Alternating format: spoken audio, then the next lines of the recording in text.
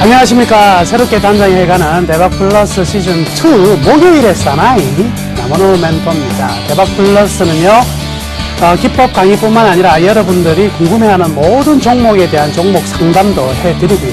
이것만 하면 조금 섭섭하잖아요. 그래서 내일장 우리가 공략해볼 만한 종목들까지 매주 추천하고 있으니까요. 여러분들 잘 따라오셔서 많은 수익 내시고요. 궁금한 점 있으면 언제든지 참여해 주시면 좋겠습니다. 자, 우선 여러분들이 종목 상담 참여할 수 있는 방법에 대해서 말씀해 드리겠습니다. 전화번호 02-3153-2611번 02-3153-2611번 무료 문자 가능한데요. 013-3366-0110 013-3366-0110으로 문자 주시면 되겠고요. 서울경제TV 홈페이지에서도 가능합니다. www.sentv.co.kr www.sentv.co.kr 종목 상담 신청 게시판을 이용하시면 여러분들이 기법 관련 궁금한 모든 사항이나 종목에 대한 진단들 성실히 해드릴 테니까요. 많은 참여 바라겠습니다. 자, 오늘 시장 좀 정리를 하면서 시작을 하도록 하겠습니다. 그나저나 이 짜장면 나라에서 이게 뭡니까 이거? 미세먼지 장난 아닙니다. 그죠? 저도 그래가지고요, 코가 막 지금 간질간질해서 고생 많이 하고 있는데 여러분들 어떠십니까? 이런 날은 좀 외출을 좀 자제를 하셔야 되고 주식시장에 좀 집중을 해야 되는데, 근데 이제 주식 이제 밖에 나가기 싫어서 주식만 이렇게 쭉 보고 있는데 왠가 이 주식시장이 재미가 있어야 말이지. 조금 힘든 시절이 지금 시작되고 있는데요. 여튼요, 미리부터 말씀해드리면 이번 이제 지금부터 하락하고 있는 이 장세의 끝이요, 바로 여러분들이 기대하고 기다리던 드디어 최고의 마지막 저점을 만들어내는 장세다. 저는 이렇게 판단하고 있으니까요. 큰 그림에서 보면 이번에 조정을 좀 즐기시는 것도 좋겠습니다. 여튼요, 오늘장 시장의 좀 특징적인 부분은요, 역시 외국인들의 선물에 대한 부분인데요. 여기 한번 체크해 보도록 하겠습니다. 자, 오늘 여기 제일 재밌는 부분은요, 외국인들이 선물에서 2,923계약을 매도를 했거든요. 그리고 현물에서도 3,369억을 매도했습니다. 자, 이게 무슨 소리냐면 오늘 1,980포인트에서 순간적으로 더 밀려 내려가는 모습 속에서 15포인트, 16포인트 떨어질 때 외국인은 계속 선물을 매도했거든요. 어떤 내용이냐? 자, 너네 시장, 즉 외국인 입장에서는 너네 시장이죠. 우리 시장이요. 너네 시장, 이 1980 바닥이 맞아? 아니야, 이거예요. 너 바닥 아니야. 그래서 나 더 밀 거야 라고 때리는 거죠. 그러니까 현물에서도 역시 지금은 외국인들이 사기가 부담스러운 자리거든요. 14조의 현금을 언젠가는 이제 투입을 할 건데 내년 상반기 안에 다 투입을 할 거란 말이죠. 그러면 살 수 있는 좋은 타이밍, 그리고 선물에서 때려주니까 지수는 더 꺼지겠네. 그러면 좀 더 싼 가격에서 사자. 이런 쪽으로 매도가 나왔습니다. 근데 한쪽에서 좀 다른 흐름들이 나오는데요. 금융투자, 즉 증권업에서는요, 증권사들은요, 외국인들이 선물을 매도하면서 시장이 바닥이 아니야 라고 하니까 증권사에서는 이렇게 하는 거죠. 왜 아니야? 일단 지수는 바닥이야. 지수는 이상 빠질 게 별로 없어. 그래서 증권사들은요, 매수에 들어갔습니다. 지수 측 매수가 들어가니까 어떤 측면으로 해요? 파생을 통해서 선물로 매수가 들어오면서 장래의 낙폭을 굉장히 많이 줄였고요. 연기금은 오늘 한 900억 정도 샀거든요. 연기금의 입장은 이거죠. 나 맨날 사는데 뭐 오늘이라고 별다른 거 있겠어? 순매수.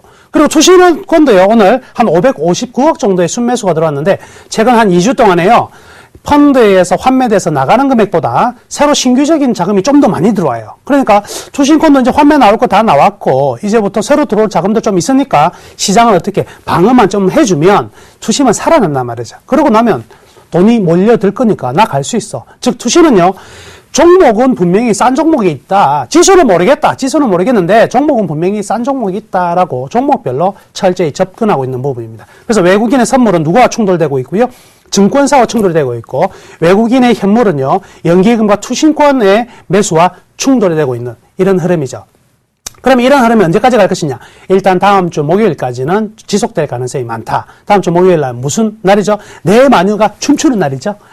Quarter for Reaching Day를 남겨두고 있기 때문에 그 안에는 시장이 파생적 흐름이 결국 시장을 들었다 놨다 하는 이런 흐름들이 계속될 거라고 생각하니까요. 이런 하루하루 움직임에 머리 아파, 오늘 어떻게 하지? 이렇게 굉장히 좀 템포 있게 움직이시려고 하면은요, 오히려 얻는 것보다 실이 굉장히 많습니다. 잃는 게 많으니까 좀 느긋하게, 그래, 알아서들 해라. 너네들이 알아서 해. 나는 뭐 가지고 있는 좀 더 지켜보지. 이런 마음을 가지시면은요, 이런 이 변동성이 큰 시장에 편안하게 넘어가실 수가 있습니다. 그리고 환율 이야기도 좀 나오는데요. 환율은요, 계속 말씀해 드립니다. 걱정하지 마세요. 환율. 걱정하지 마라. 아무리 환율 때문에 주가 떨어진다. 순 꽁이야. 순 거짓말입니다. 왜 그러냐면, 환율은 계속 떨어질 겁니다. 그럼 왜 떨어지느냐 이 이유를 생각해 보면, 우리나라 경제가 계속적으로 좋아지고 있기 때문에 그렇습니다. 그리고 수주와 건설 조선업의 수주가 많아짐으로 인해서 선물한 매도가 지금 나가고 있거든요. 선물한 매도에 의해서 떨어지는 거. 과거 2007년, 8년에 환율 떨어졌을 때의 문제점은 은행권들이 외화 차입을 굉장히 많이 했어요. 이 부분이 내관이었다면 지금 그거 없거든요. 은행들 돈 안 빌리지. 우리나라 조선 그리고 건설업 새로운 수주를 많이 받으니까 환매도 쳐서 떨어지는 거고, 수출 달러가 많이 들어와서 달러값이 떨어지는 거고, 또 뭐예요? 외국인 투자자가 많이 들어왔기 때문에 달러값 떨어지고. 환율은요, 전혀 걱정은 하지 마세요. 근데 오늘 보면 최근에 이제 이번 주 현대차, 그죠? 엔화의 약세 때문에 막 떨어졌잖아요. 이것도 순 거짓말이다. 이거는요, 하나의 개인 축출을 위한 겁니다. 개인들, 나가! 쫓아보내고. 항상 말씀해 드렸잖아요. 맛있는 과자에 개미가 붙어 있어. 여러분 같으면 어떻게 하시겠습니까? 털고 먹어야지. 자동차가 제일 맛있는 과자거든요. 그러니까 얘들이 이렇게 장난을 치고 있다. 이렇게 생각하셔도 되겠습니다. 자, 여튼 코스닥 시장이 원래 조금 이런 때는 타이밍이 좀 좋아지는 흐름들이 나오는데, 오늘 같은 경우도 좀 강보합선은 일단 받쳐냈는데요. 코스닥도 기조적인 연속성은 안 나옵니다. 그죠? 그래서 조금 올라가면 조금만 올라가도 때려주고 이렇게 좀 해야 될 것 같습니다. 지속적으로 보유해가지고 수익 내기에는 아직도 우리가 대형주 위주로 이렇게 가야 될 것 같습니다. 자, 오늘 장 정리는요, 이 정도로 마무리하고요. 그간 추천했던 종목들 AS 진행하도록 하겠습니다. 자, 우선 제일 먼저 한섬부터 보겠습니다. 한섬, 예, 수익률 7.3%. 예, 수익률 굉장히 좀 괜찮은데요. 아직도요, 이 섬유유복은요, 12월 중순 정도까지는 하락하지 않고 추세를 밀고 나갈 가능성이 많으니까요. 한섬 계속 보유하시길 바라겠습니다. 역시 같은 맥락이죠. 이마트. 우리가 이제 소비재 위주로 제가 방어 쪽 측면으로 추천해 드렸었거든요. 이게 정확하게 맞아 들어갔죠. 11월달 장이 이렇게 지금까지 미끄러져 내려오는 동안에도 탄탄한 흐름들이 나타나고 있는데 좀 더 보유하셔도 되겠습니다. 그 다음에요. 제가 이제 조금 효자 노릇 하려고 하고 있는 게, 예, 느낌 아니까의 현대로템 아니겠습니까? 오늘도 1.5% 상승하면서 드디어 21선을 뚫어가는 과정이 나타나고 있습니다. 좋은 흐름도 이어지니까요. 팔지 마세요. 그대로 보유하셨다가 수익 좀 많이 한번 가져가보자. 이렇게 말씀해 드리겠습니다. 그 다음에 KT엔진인데요. 뭐, 흐름이 좀 그만합니다. 특이사항이 없는 사항이긴 한데, 그래도요, 시장에 보세요.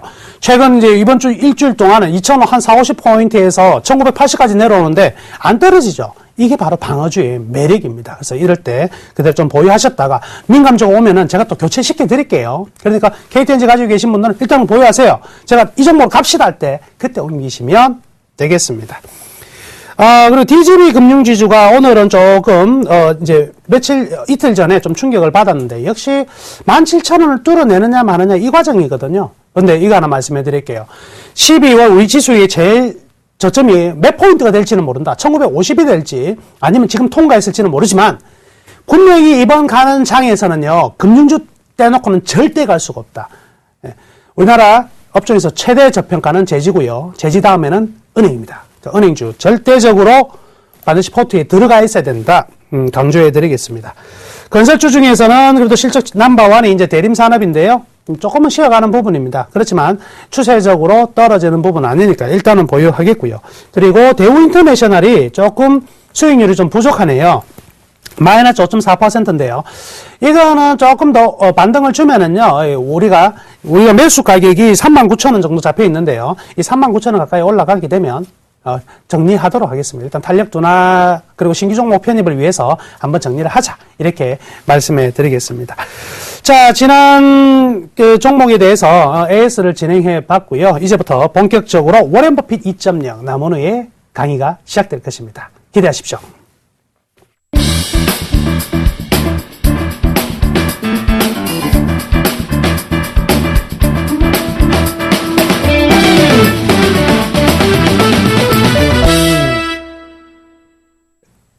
네, 공부 잘 따라오고 계십니까? 제가 여러분께 계속 해드리는 이런 내용은요, 그 어디에서도 들을 수 없다. 맞죠? 이거 TV 아무리 뒤져보세요. 이런 내용 가르치는 사람이 있나? 퍼 하면 맨날 퍼가 어쩌고 저쩌고 얘기를 하지만 정작 퍼가 어떻게 쓰이고 어떻게 우리가 퍼를 활용하는지에 대한 이야기 별로 안 하거든요. 근데 제가 PBR을 통해서 적정 주가 구하는 법도 가르쳤고, 이야. 지난주에 제가 PBR을 통해서 이제 적정 주가를 가르쳐 드렸는데, 이번에는 이제 PER, 드디어 펄을 이용해서 이제, 주가를 한번 설정하는 거를 한번 보겠습니다. 자, 펄이라는 게 나왔는데, 제일 중요한 파트가 두 개라 그랬습니다. 제일 중요한 게, 자, 우리 PBR 가지고 하나 했었고요. PBR은, 뭐 공식은 간단합니다. 외울 필요도 없고요. 자, P는 프라이스니까 가격, 주가가 되고요. B는 우리가 뭐라고 북밸류라 그랬죠. 북밸류라고 해서 순자산. 이 개념의 레이쇼, 이게 비율이다.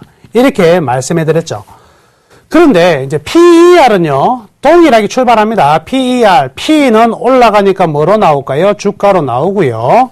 E는 바로 EPS에서 earning per share 해서 순이익입니다. 그러면 우리가 첫 번째 우리가 지난주에 한 날은요, 순자산에 대해서 주가가 얼마나 차지하고 있느냐. 자산적 측면이거든요. 그럼 자산적 측면의 중요성은 어디에 있을까요? 기업이 만약에 이렇게 잘 돌아가고 있으면 새로운 자산들이 계속 늘어나면서 기업의 가치가 커지는데, 자산이라는 개념은 청산 가치로 생각을 하시면 돼요. 즉, 어떤 의미냐면, 이 회사가 가지고 있는 거에서 부채를 빼고 나서 나한테 줄 수 있는 거. 만약 이 회사가 당장 부도가 난다. 근데 부도라는 게요, 여러분들이 꼭, 실적이 안 좋아서 부도 날 수도 있겠지만은, 자발적 부도도 있을 수 있어요. 흑자 부도도 있을 수가 있거든요. 그랬을 때, 나는 주주로의 입장에서 얼마를 받을 수 있을까? 여기에 대한 개념입니다. 그래서, 청산 가치의 개념이니까, 순자산은요, 안정성에 대한 가치다. 이렇게 보시면 돼요. 아, 얼마만큼, 즉, PBR이 낮다는 것은 안전하다의 개념이 되는 거죠. 안전하다의 개념. 그런데 기업이 장사를 하면서, 우리가 주식 투자하면서 안전하기만 하면 안 되겠죠. 안전한 것 같으면 예금하는 게 낫죠. 우리가 기업에 투자하는 것은 그 기업의 안정성도 좋아야 되지만 그 기업이 결국 뭘 해야 돼요? 이익도 많이 내서 주가가 상승을 해야 된단 말이죠. 이익을 많이 내면 우리 뭐도 받을 수 있다. 배당도 받을 수 있고, 그렇죠? 그러니까 안정성만 가지고는 안 되고 또 하나가 필요한데 그게 바로 기업의 이익성이 중요하다. 수익성이 중요하다, 이게. 자, 그래서 이 퍼라는 것은 기업이 과연 얼마만큼 이익을 만들어내느냐의 게임이죠. 자, 그러면 이제 머릿속에 한번 생각해 보자고. 지난주에는 이 기업이 과연 안전한 데에 대한 적정 주가를 뽑아가지고 이 정도면 안전하다고 그랬죠. 그래서 우리가 매수를 들어갔다면 이번 주에는 뭐예요? 이 정도의 기업을 내니까, 이 정도의 수익을 내니까 이제는 조금 위험하더라도 한번 도전적으로 미래 가치를 보고 한번 달려갈 수 있지 않을까? 바로 그 개념이 오늘 배울 펄을 이용한 적정 주가 평가입니다. 그런데 지난주에도 살짝 설명해 드렸는데 문제점이 하나 있습니다.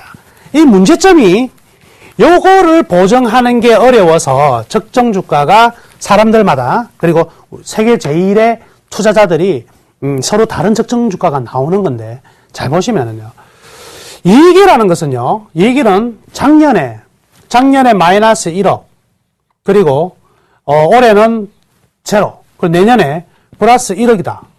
그러면 이익이라는 것은 이렇게 얼마든지 나올 수 있죠. 이익이라는 것. 그러면 주가가 마이너스 1억일 때는 퍼가요, 마이너스가 나옵니다. 마이너스. 그럼 이건 필요가 없어지는 거죠. 그러니까 이익이 급변하는 종목들은 퍼가 쓰임새가 없어져요.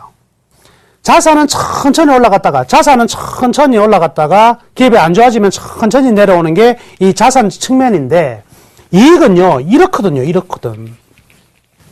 이익은 이렇게 움직이니까 요 타이밍에 잡아서 이 타이밍에 매도한다면야, 자 보세요. 여기서 사고, 여기서 팔고, 또 여기서 사고, 여기서 팔고, 여기서 사고, 여기서 팔고.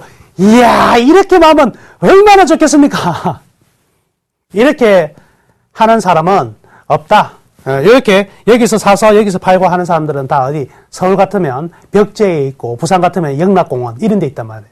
귀신만이 안다. 이거. 사람은 알 수가 없어. 사람은 어떻게 됩니까? 우리 일반 투자자들은요, 탁 이래요. 기가 막혀요. 어떻게 그렇게 잘하는지 몰라.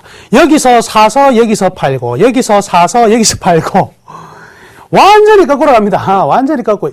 역사이클에 한번 걸려들면 큰일 나거든요. 자, 그래서 이익은요, 진폭이 심하기 때문에 이익을 가지고 주가를 평가할 때는요, 가장 보수적으로 평가를 해야 돼요. 가장 보수적으로 평가를 해야지만 우리가 살아남을 수 있다. 이렇게 보셔야 됩니다. 그래서 이익만 가지고 평가하는 법은 버려야 된다. 요것만 가지고 절대 써먹으면 안 됩니다. 우리 뭐 이런 이야기 하잖아요. 시장의 퍼가, 우리나라의 퍼가 뭐 9.5인데 뭐 저거 어떤 종목, A 종목의 퍼가 뭐 15인데 이거 비싸냐 안 비싸냐 이런 이야기들 막 하는데 이때 퍼는요 별로 의미가 없어요. 시장 대비 이 퍼는 별로 의미가 없고 항상 기억하세요. 퍼는 제일 중요한 거 동종업 비교입니다. 동종업 비교.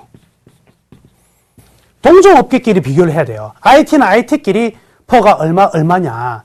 삼성전자 퍼가 얼마인데 하이닉스가 얼마냐. 그리고 현대중공업 퍼가 얼마인데 대우조선해양이 얼마냐.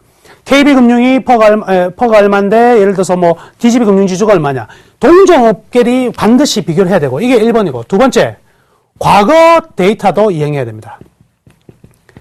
이 회사의 기업이 10년 동안 일반적으로 퍼가 몇에서 몇까지 움직였다. 그럼 이 회사는 시장에서 이 정도의 평가를 받겠구나. 예를 들어서 뭐 퍼가 굉장히 높은 바이오 같은 지금 한 100 정도 되죠.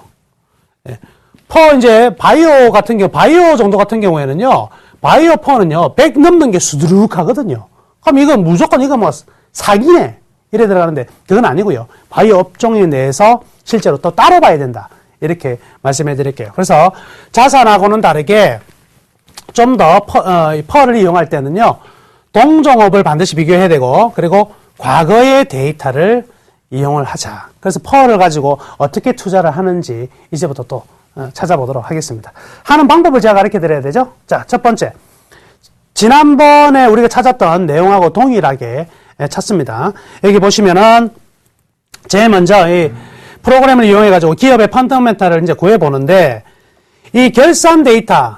자, 결산 데이터가 어떤 거예요? 1년치로 쭉 나와 있는데 여기 보시면 2003년부터 지난주에 보여드렸습니다. 2012년까지 1년간의 연간. 지난주에는 어떤 거 봤죠? 지난주에는 우리가 순자산을 봤죠. 예, 순자산을 봤는데, 이죠? 순자산을 봤는데, 지난주에는 요거 봤거든요. 밑에 PBR을 봤는데, 이제는 뭐 본다? 퍼를 본다. 그죠? 퍼를 보면, 작년 11년 동안 평균적으로 삼성전자 11.17, 그리고 12년에는, 11년에는 13.45 이런 식으로 10년간의 데이터가 나와 있죠. 그러면 아까 제가 뭐라고 그랬습니까? 동종업하고의 비교도 중요하고 또 하나가 뭐예요? 이 기업이 10년 동안 어떤 평가를 받았냐? 10년 동안 평균적으로 11.17, 13, 10에서 7에서 한 14 정도까지의 시장에서 평가를 받았네라는 걸 이제 알 수가 있겠죠. 그래서 10년 동안의 평균이 분명히 중요하다. 이 회사의 일반적인 평균 퍼가 나오는 것이고요. 두 번째. 이번에는 10년 쪽인, 삼성전자가 2002년, 2003년, 2004년에 퍼를 얼마 받은 거는 지금으로부터 너무 오래전 이야기죠. 그러니까 최근에, 어느 정도 평가를 받았는지가 더 중요할 거란 말이죠. 그러니까 그때는 더욱더 분기 쪽으로 가는 거예요, 분기 쪽으로. 그래서 10년 전 너무 기니까 또 최근에 것만 좀 더 한번 보는 거죠.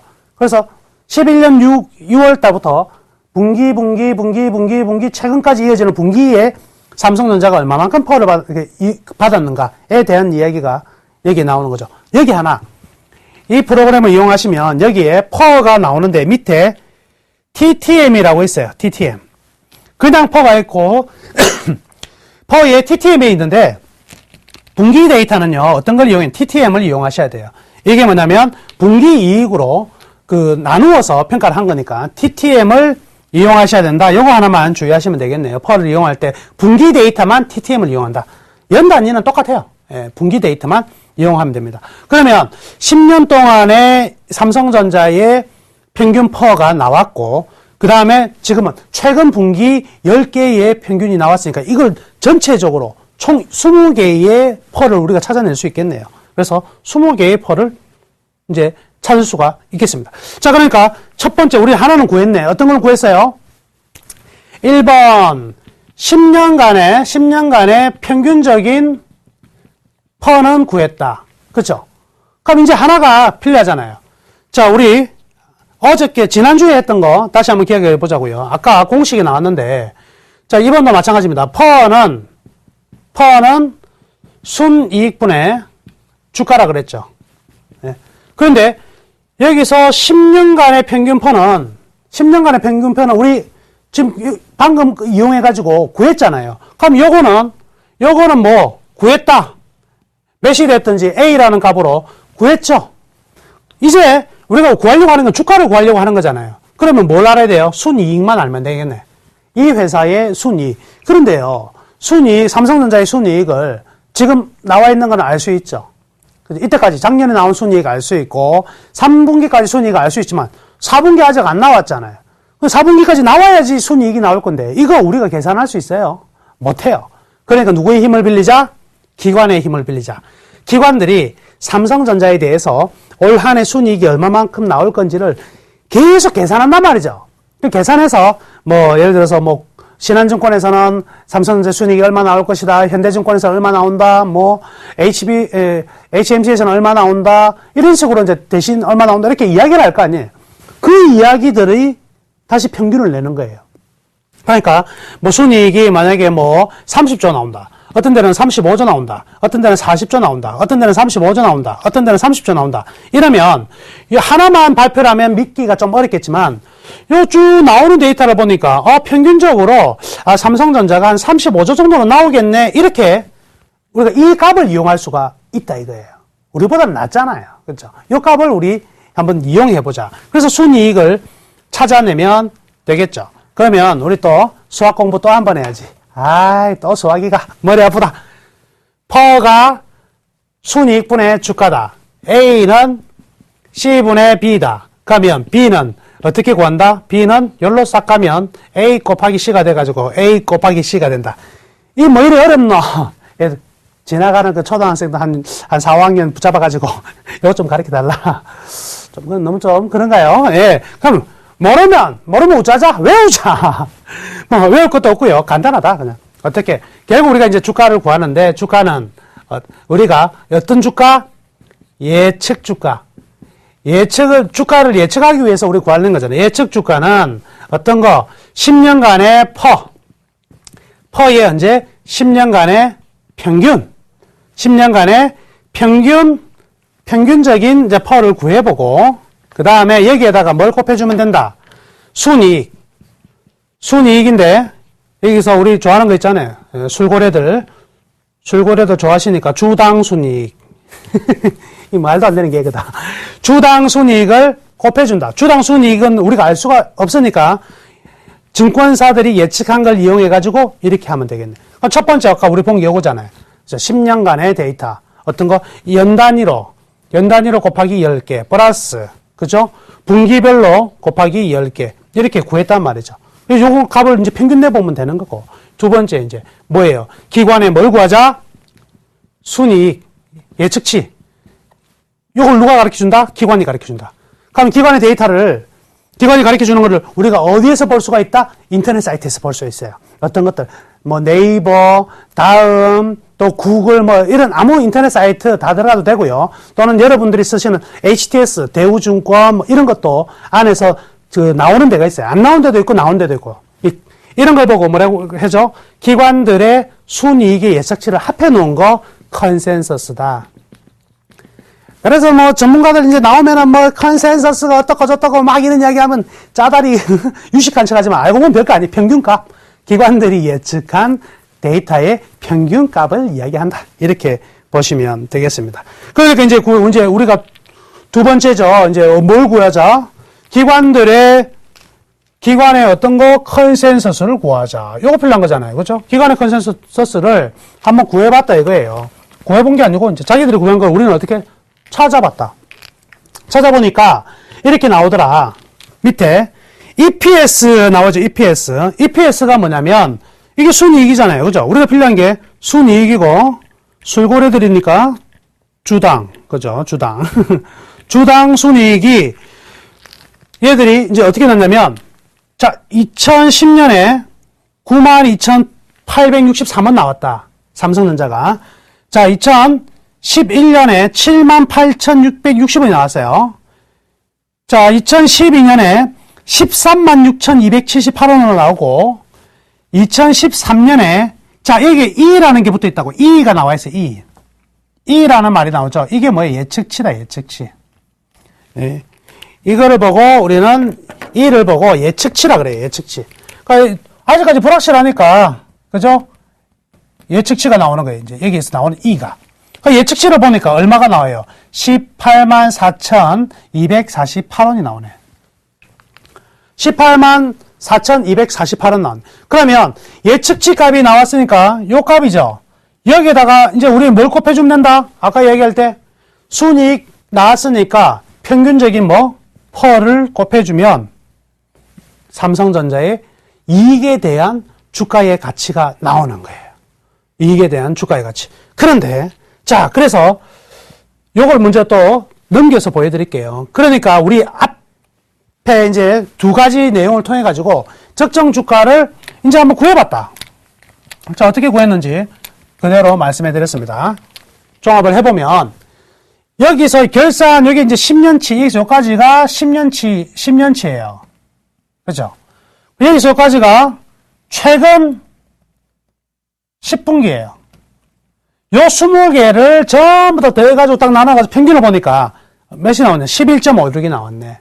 즉, 삼성전자는 10년 동안, 그리고 최근까지를 다 고려를 해보니까 평균적으로 퍼가 얼마가 나왔냐면, 평균적으로 11.56이라는 일반적인 퍼가 중심에 있더라, 이거예요. 그러면 삼성전자는 이익이 얼마 있대? 즉, 평균적으로 주가가 이 정도 나온다는 소리거든요. 그리고 여기에다가 아까 11.56에다가 아까 그 단가가 있죠. 18만 몇천 원. 그걸 곱해보는 거야. 곱하니까 얼마가 나오냐면 이 값이 나옵니다. 적정 주가가 11.56일 때가 213만 원이 나와요. 213만 원. 213만 원. 그러니까 야, 우리 저 가만 보세요. 이 지금 삼성전자를 이익 측면으로 보니까 적정 평균 주가가 얼마? 213만 원. 지금 얼마예요? 140몇만 원 하고 있거든요. 그러면 약 70만 원 정도가 저평가됐네. 이거 왜 이리 싸지 해가지고, 야, 나 오늘 배웠으니까, 나무는 멘토한테 하나 배웠으니까 바로 이제 70만 원 싼데 무조건 질러야지. 이러면 큰일 난다. 예, 예. 그렇기 때문에 뭐가 이제 뭐가 변수가 있냐? 제가 말씀해 드릴게요. 바로요.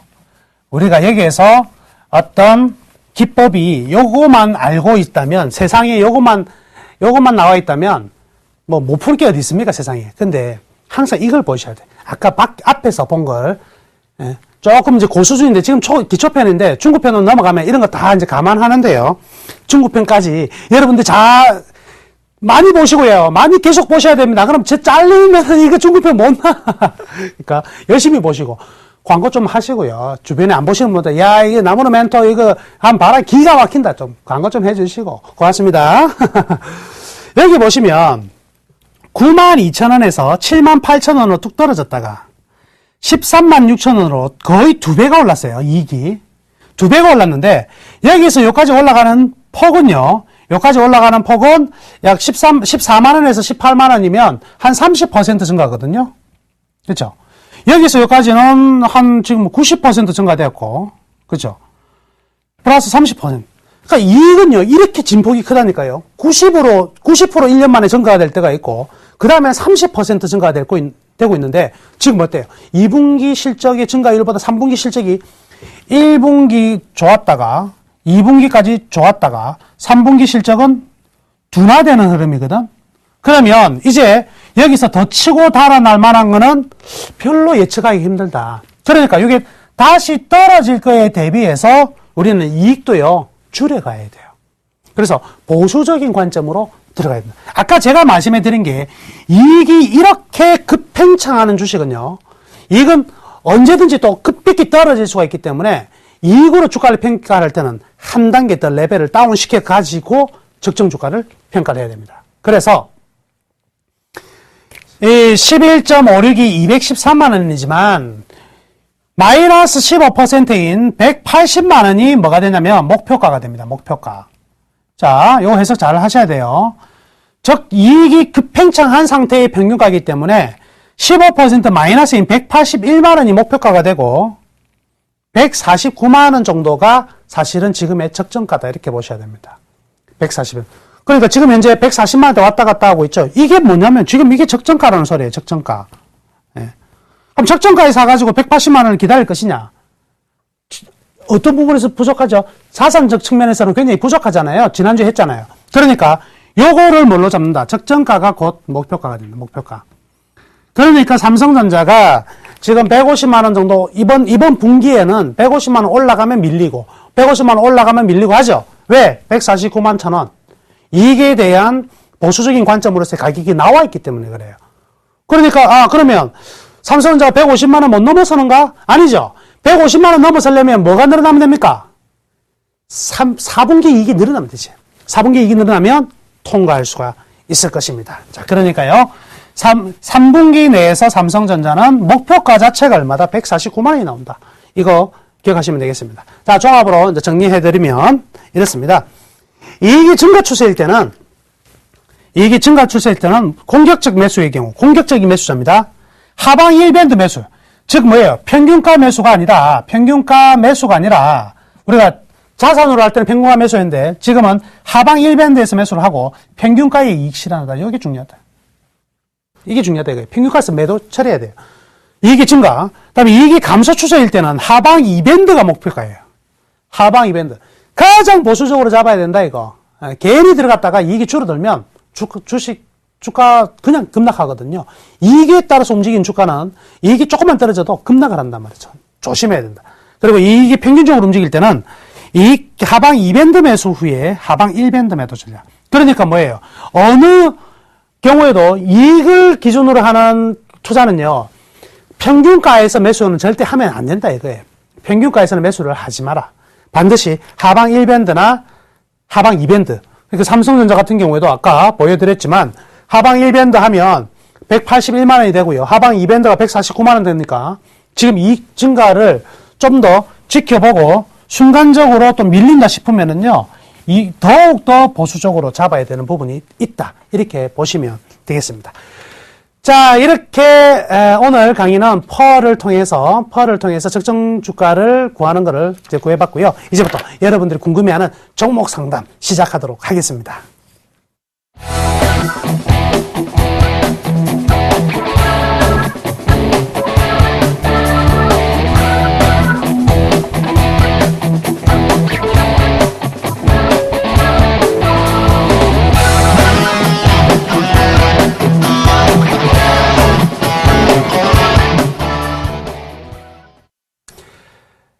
예, 종목에 대한 궁금증 풀어드리는 시간입니다. 자, 첫 번째, 종목 상담은요, 문자로 주신 분부터 시작하도록 하겠습니다. 7010급짜리 되시는 분, 문자 주셨는데요. 디지털 옵틱 목표가와 매도 시점을 알려주세요 해서, 매수가가 16,300원 나오네요. 매수가가 16,300원이면 최근에 사셨고요. 그리고 비중은 30% 정도 되고 있습니다. 우선요, 디지털 옵틱을 하나 설명해드리면 이 종목이 참 저는요 반갑습니다. 왜 반갑냐면은 작년에 제가 7월달입니다. 7월달 디지털 옵틱을 거의 전폭적으로 밀었거든요. 전폭적으로 추천을 했습니다. 저희 뭐 회원분들에게도 추천하고 그게 2배가 올라갔어요. 한 6개월 정도 만에 2배가 올라가서 너무나 기분 좋게 이익 실현했던 그런 종목인데 다시 한번 나왔네요. 그런데 지금은 그때하고 상황은 좀 다르죠. 지금은 좀 다른 상황입니다.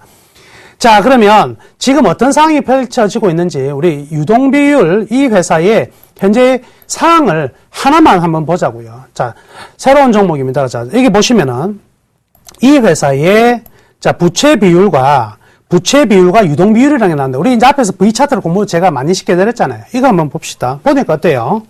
이 회사가 지금 여기에서 이 파란색이 이제 부채 비율인데 부채 비율이 조금씩 증가되고 있다는 것, 빨간색이 부채 비율인데 부채 비율이 조금씩 증가되고 있는 부분들은 조금 새로운 리스크가 있다. 이렇게 보시면 되겠고요. 이번에 보면 지금 현재의 이 디지털 옵틱의 추세는요. 추세적으로는 문제가 없습니다. 그런데 이거 한번 보세요. 디지털 옵틱이 이제 광학인데 여러분들이 이거 광학은요.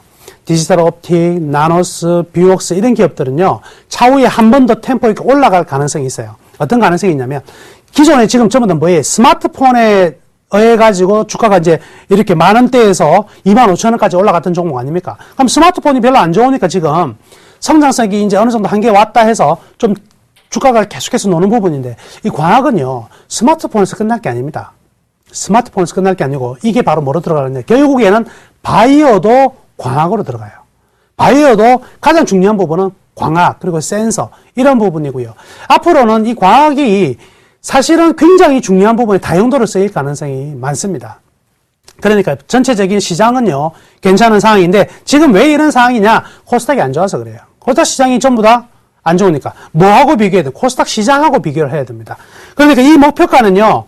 종목의 개별적인 평가를 보면 목표가는 충분히 좀 높게 잡을 수 있겠지만 시장 자체가 별로 안 좋으니까요. 디지털 옵틱 장기적인 보유보다는 지금 가격에서 한 10% 이상 올라가면은요. 한번 이익 실현하자. 그리고요. 좀 대형주로 가자.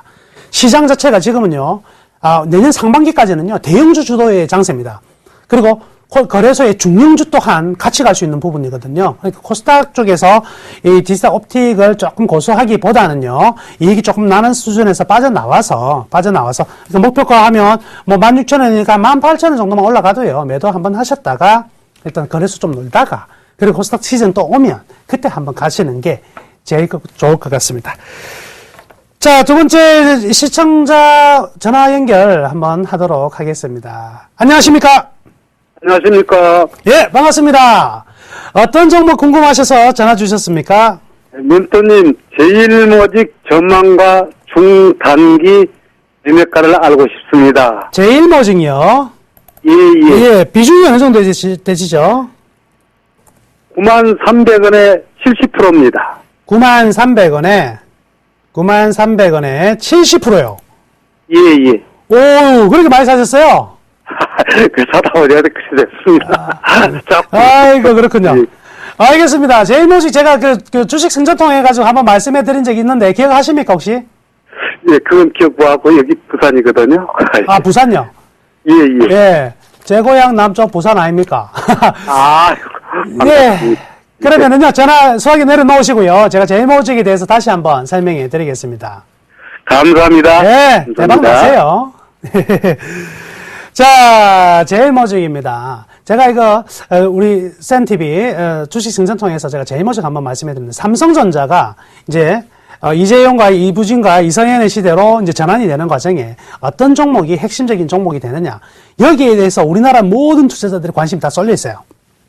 관심이 다 쏠려 있는데, 대표적으로 IT는 어느 쪽으로 집중이 될 가능성이 많냐면, IT는 삼성 SDI 쪽으로 집중될 가능성이 많습니다. 그리고, 중화학 또는 어디에서 몰릴 것이냐, 제일모직으로 몰릴 가능성이 많아요. 그러니까요, 제일모직은요, 일단은 아주 좋은 흐름입니다. 그래서 하나 보시면은 지금 이게 우리 V차트 하니까 항상 이거 제가 보여드리잖아요. 이 기업 한번 보시자고요. 이 빨간색이 뭐냐면 이게 매출액입니다. 매출액이 이렇게 증가되고 있는 가운데 지금 뭐 순간적으로 이익이 떨어져 있는 부분이거든요. 그래서 주식이 좀 놀고 있어요. 그런데 좀 있으면요, 튑니다.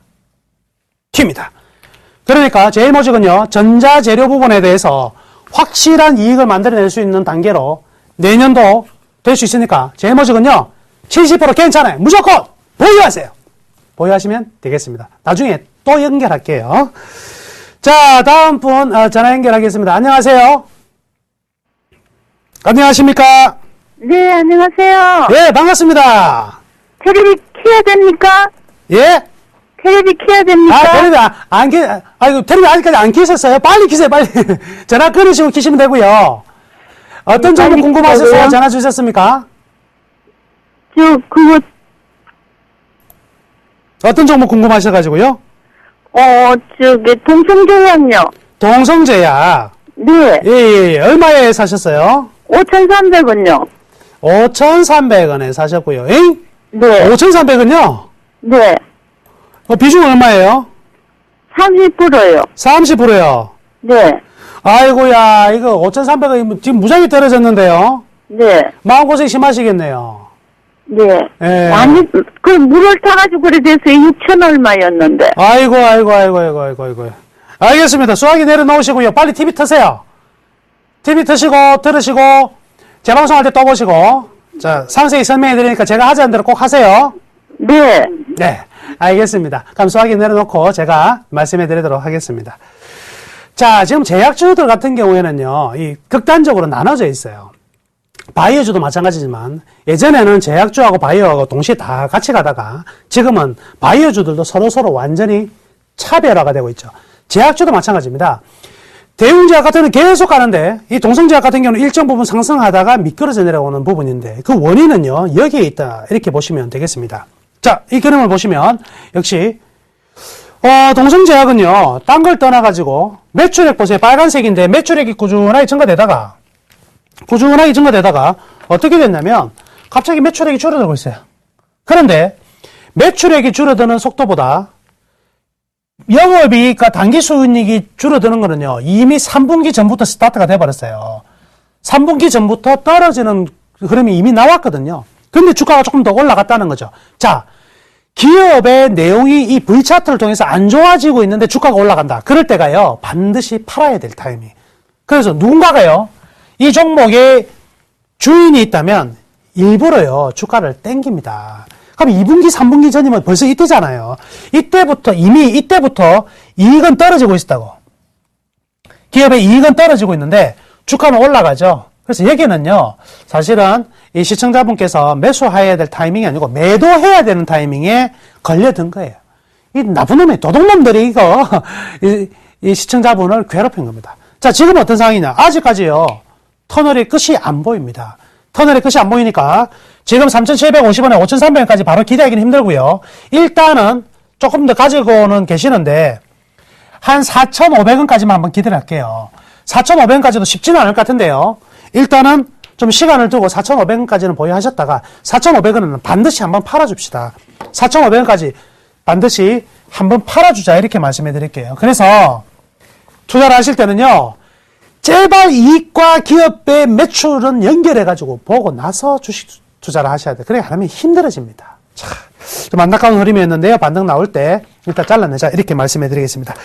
자, 오늘 종목 상담은 여기까지 하도록 하겠고요. 이제 여러분들이 기다리고 계시는 필살기 승부주 한 종목을 추천해 드리도록 하겠습니다. 검색창에 샘플러스를 입력하시고 전문가 방송에 접속하시면 서울경제TV 특급 전문가들이 여러분의 포트폴리오와 수익률을 책임집니다. 주식 투자 샘플러스와 함께 하십시오. 잠시 동안 잘 기다리셨습니까? 그동안 종목 어디 나올 때 절대 채널 안 돌리시겠죠? 자, 오늘 추천 종목 포스코 아닙니다. 포스코 ICT입니다. 포스코 ICT. 제가 뭐 포스코 워낙에 좋아요. 포스코도 워낙에 좋고 지금 이제 포스코 ICT, 포스코 계열사죠. ICT, 캠텍, 엠텍 뭐 등등이죠. 대우 인터내셔널도 있고요. 자, 포스코 ICT를 가져온 거는 지금 타이밍에 맞는 종목이다. 이렇게 봅니다. 포스코는 이미 추천했고요. 추천했기 때문에 포스코 ICT를 주목하자 이렇게 말씀해 드리는데 일단 기업 측면으로 보면은요. 포스코 그룹이 굉장히 힘든 시간을 다 보냈어요. 그래가지고 이제부터 관심 있게 봐야 될 그룹사가 있는데요. 그게 바로 SK 그룹사 그리고 포스코예요. 그러고 나서 이제 GS 이런 흐름인데 그래서 포스코 그룹을 전반적으로 관심 있게 좀 보셔야 돼요. 자, 포스코 ICT 어떤 기업이냐?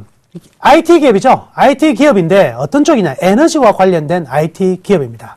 그러다 보니까 이 에너지 그리고 엔지니어링이 관련되어 있는 부분이니까 IT와 건설이 엔지니어링이 결합된 최고의 기업이다. 이렇게 보시면 되겠고요. LED, 클라우딩 컴퓨터, 그리고 스마트 그리드 등의 미래 먹거리를 다 보유하고 있습니다. 최근에 이거 들어보셨어요? 와이파이 말고요. 라이파이라고 있습니다. 라이파이. 이 라이파이 이것도 뭐지? 날마다 새로운 게 나와서 머리 아픕니다. 라이파이는 뭐냐면요. 와이파이가 우리가 무선으로 인터넷 하는 거잖아요. 라이파이는요. 이 전구가 인터넷을 하는 거예요. 전구가. 어떤 전구가? LED가. 이게 개발돼가지고요. 차후에 우리나라도 굉장히 관심 있는 테마로 등장할 가능성이 많아요. 그래서 LED가 또 하나의 성장 단계가 남겨두고 있는 게 있다. 이렇게 보시면 되고요. 최근에 한전 맨날 고장나잖아요. 그죠? 원전 맨날 고장나가지고 계속 나오는 거 이야기 뭐예요? 스마트 그리드다. 전기의 효율적 사용을 위해서 이 기업의 어떤 그 내용들은 앞으로 성장할 가능성이 많고, 최근에는 또 포스코 계열사들도 조금 먹고 살만해지니까 이제 오다를 주기 시작합니다. 그래서 최근에 뭐 2천억짜리 오다를 또 따왔잖아요. 그죠? 그렇기 때문에 이 포스코 계열사들, 그리고 포스코에서 새로운 발주가 나가니까 포스코 ICT는 실적이 자연적으로 좋아지는 이런 흐름들을 우리가 기대해 볼 수가 있겠네요. 자, 이 기업의 펀더멘탈입니다. 펀더멘탈을 보시면 매출액이 어때요? 지속적으로 매출의 흐름이 이래 좋아요. 이렇게 놀던 기업이 완전히 성장 가도가 되고 있고요. 영업이익과 순이익 한번 보자고요. 순이익은 순간적으로 돌발적으로 2009년에 굉장히 안 좋았어요. 그러고 나서 지금 어때요? 순탄한 추세적 상승이 나타나고 있죠. 그러면 자, 이때보다 이익 좋고, 이때보다 이익 좋고, 이때보다 이익이 최대니까 지금은 뭐가 나 있어야 된다? 신고가가 나 있어야 되죠? 그렇죠? 신고가가 나 있어야 되는데, 이 주가 한번 봅시다, 이거. 네? 신고가가 나 있어야 되는데, 주가가 신고가예요, 아니에요? 웬걸? 계속 제자리에 있죠? 계속 제자리에 있습니다. 이런 걸 보고 뭐라는 줄 아십니까? 유식한 말로 영어로 땡큐, 이런, 땡큐. 고맙습니다. 하고 사시면 된다, 이거죠. 자, 그래서 여러분들께 제가 살 수 있는 가격과 이런 것들을 제가 가져왔지 않습니까? 자, 보니까 우리 이제 공부한 대로 써먹어야죠. 그죠? 공부한 대로 써먹으니까 10년 평균 PO와 PBR과 그리고 표준 편차를 이용해서 이 회사의 자산적 측면으로 보수적으로 잡았습니다. 7,258원이 보수적인 적정가예요. 물론 손실 제로가 매수 가격은 5,352원인데 혹시나 5,300원 오게 되면은요, 아시죠? 집 팔고, 논 팔고, 이사 가면서 사야 되는 주식이라고. 그런데, 현재 자산 가중 평균 주가에서 뭐는 빠져있다? 이익은 뺐거든요. 이익을 고려하게 되면은요, 상황은 달라집니다. 그래서, 매수 가격은 얼마로 설정하냐? 7,800원, 7,800원. 지금 가격이죠. 지금 가격이 7,800원에 매수를 해서, 1차 목표가는 상방 1밴드입니다. 상방 1밴드가 9,100원에 설정되어 있거든요. 9,100원에 그대로 한번 매도하고요. 손절 매가는 이제 7,000원 이하로 빠졌을 때는 손절을 함으로써 일단 손실은 여기서 닫으면 좋을 것 같네요. 모쪼록 포스코 ICT 좋은 종목이니까 또 여러분들의 새로운 수익을 만들어낼 수 있는 기회가 될 것으로 저는 믿어 의심치 않고요. 항상 목요일의 남자 대박 플러스 시즌2 목요일만큼은 반드시 시청하셔서 저와 함께 하셨으면 좋겠습니다.